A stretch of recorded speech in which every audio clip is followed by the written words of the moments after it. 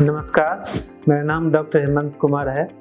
मैं Nalanda medical college में neurology department में असिस्टेंट प्रोफेसर के पद पर कार्यरत हूँ और कंकड़बाग मलाई पकड़ी 90 फीट रोड में मेरा पर्सनल क्लिनिक है जो कि सावित्री न्यूरो क्लिनिक के नाम से है। अच्छा, आज हम लोग डिमेंशिया के बारे में कुछ चर्चा करेंगे और हम कोशिश करेंगे कि डिमेंशिया के बारे में जो जानकारी आम लोगों तक पहुंचाई जा सके वो हम लोग पहुंचाने की कोशिश करेंगे।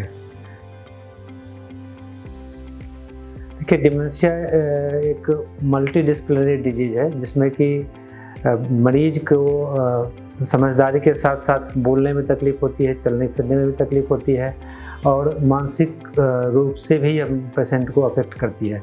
डिमेंशिया के पेशेंट्स में डिप्रेशन की समस्या, मूड स्विंग की समस्या, एंजाइटी डिसऑर्डर्स ज़्यादा होते हैं। इसके साथ साथ कन्फ्यूजन, एग्रेशन इत्यादि भी ज़्यादा देखने को मिलता है।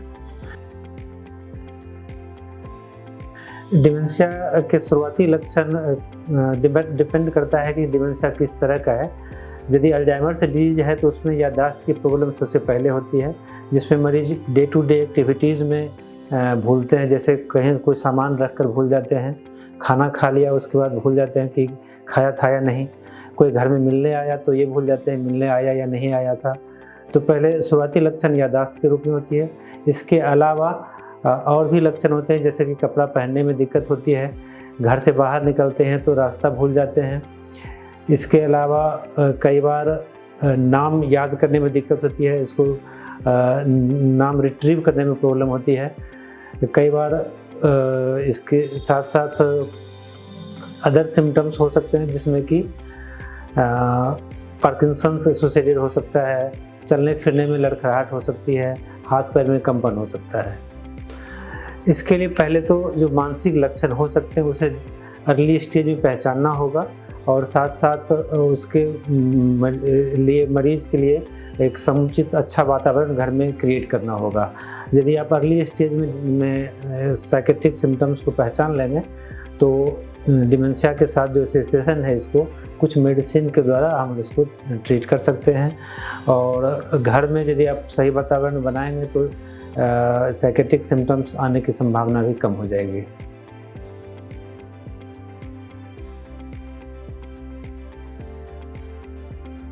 यदि हम लोग डिमेंशिया की बात करें तो 30% केसेज में डिमेंशिया ट्रीटेबल होते हैं और बाकी केसेज में ये न्यूरो डिजेनरेटिव होते हैं जिसका कोई डेफिनेटिव ट्रीटमेंट नहीं है।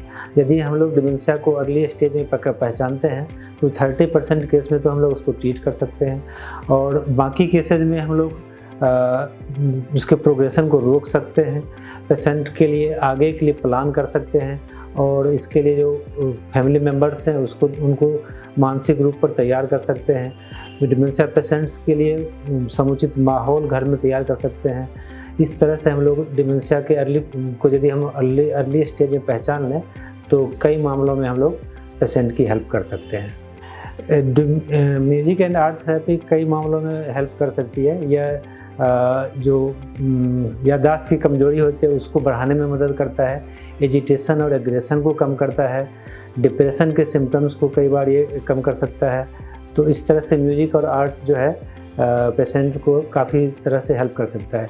इसके अलावा म्यूजिक और आर्ट पेशेंट को एक इंगेज होने के लिए माहौल देता है जिससे कि डिप्रेशन होने की संभावना कम हो जाती है।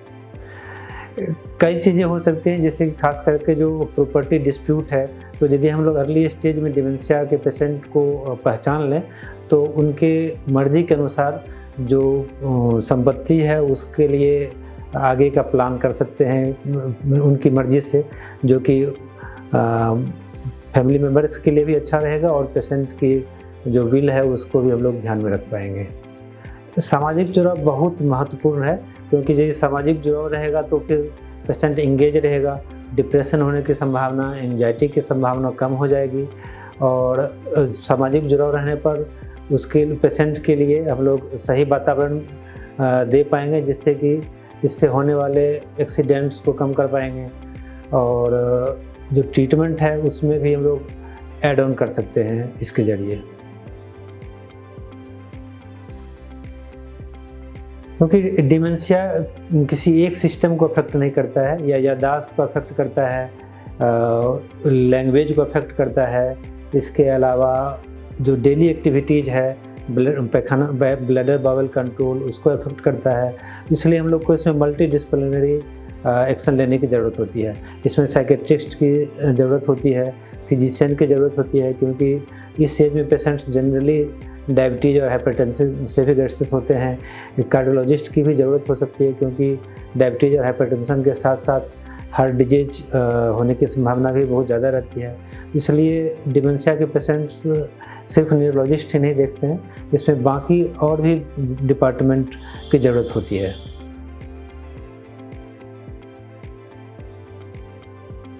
जी बिल्कुल, इन्वायरमेंटल मॉडिफिकेशंस काफ़ी ज़रूरी है। पेशेंट के जो मोबिलिटी है उसके अनुसार वातावरण को तैयार करना, ताकि एक्सीडेंट होने की, गिरने की संभावना कम हो जाए। उसके अनुसार बाथरूम, टॉयलेट की व्यवस्था करना, व्हीलचेयर की व्यवस्था करना, चलने के लिए जो वॉकिंग एड्स हो सकते हैं उसकी व्यवस्था करना। तो ये सब चीज़ें यदि हम सही ढंग से व्यवस्था करते हैं तो डिमेंशिया पेशेंट्स की काफ़ी हेल्प कर सकते हैं।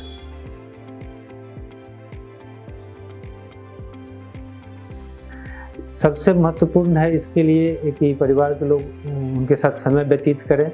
अकेलापन उस दौरान जो है डिप्रेशन को जगह दे सकता है, डिप्रेशन होने की संभावना ज़्यादा कर सकता है।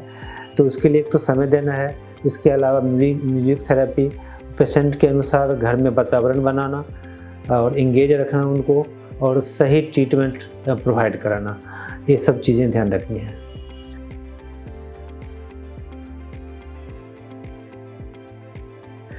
इसके लिए आपको एक तो न्यूरोलॉजिकल इंटरवेंशन जो है, कुछ मेडिसिन है वो लेना है। इसके साथ साथ फिजियोथेरेपी, ऑक्यूपेशनल थेरेपी हेल्प कर सकती है।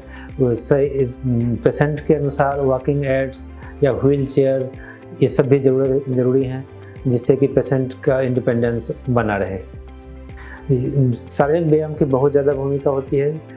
प्रॉपर एक्सरसाइज से डिप्रेशन की संभावना कम हो जाती है। इसके साथ साथ joint contracture, mobility joint contracture की संभावना कम हो जाती है। पेशेंट की मोबिलिटी बनी रहती है, जिससे कि गिरने की संभावना, फ्रैक्चर की संभावना इत्यादि कम हो जाती है। यदि डिमेंशिया के लक्षण अभी पता चला है तो तुरंत न्यूरोलॉजिस्ट से सलाह लेनी चाहिए, क्योंकि 30% केसेज में डिमेंशिया बिल्कुल ट्रीटेबल होता है, क्यूरेबल होता है, और बाकी 70% केस में भी यदि हम लोग अर्ली इंटरवेंशन करते हैं तो उसके प्रोग्रेशन को रोक सकते हैं, पेशेंट के मॉर्बिडिटी को काफ़ी हद तक कम कर सकते हैं, और फैमिली मेम्बर्स को इसके लिए आगे के लिए तैयार कर सकते हैं, और इसके कॉम्प्लिकेशंस को कम कर सकते हैं।